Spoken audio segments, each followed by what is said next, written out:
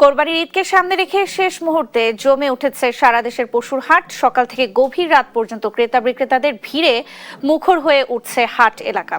দেশীয় গরু, মহিষ ও ছাগল নিয়ে চলছে বেচাকেনার ধুম। বড় গরুর পাশাপাশি মাঝারি আকারের পশুর চাহিদাই বেশি দেখা যাচ্ছে হাটগুলোতে, তবে দাম নিয়ে চলছে ব্যাপক দর কষাকষি। সিরাজগঞ্জের উল্লাপাড়া উপজেলার ৬টি পশুর হাটে এখন ক্রেতা বিক্রেতাদের উপচে পড়া ভিড়। ক্রেতাদের অভিযোগ, গত বছরের তুলনায় এবার পশুর দাম কিছুটা বেশি। তবে গোখাদ্য ও লালন পালনের খরচ বেড়ে যাওয়ায় দাম বাড়ার কথা বলছেন বিক্রেতারা। আমি গ্যাস লাইনে হাটে গরু কেনার জন্য আসছি, কিন্তু আমার যে বাজেট এই বাজেটের মধ্যে গরু হইতেছে না।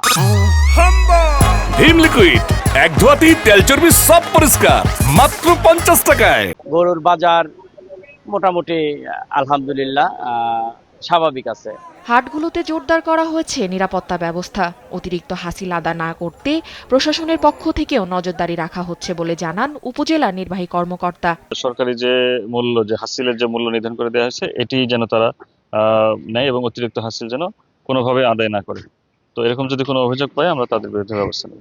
কুষ্টিয়ায় স্থায়ী ও অস্থায়ী মিলিয়ে বসেছে প্রায় 16টি পশুর হাট। পর্যাপ্ত গরু উঠলেও বিক্রেতাদের অনেকেই দাম নিয়ে হতাশ। গতবারের তুলনায় দাম সম্ভব অনেক কম, বেচা বিক্রিও কম, কাস্টমারও কম।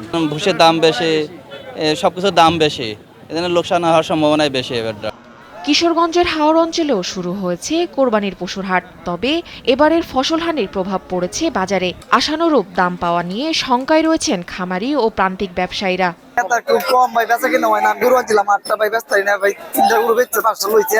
দাম চাই আমি ৭৫,০০০ টাকা, ৬৮,০০০ টাকা দাম হয়েছে, আমার বেচলে লস হবে। তাসফিয়া ইসলাম, নিউজ ডেস্ক, দেশ টিভি।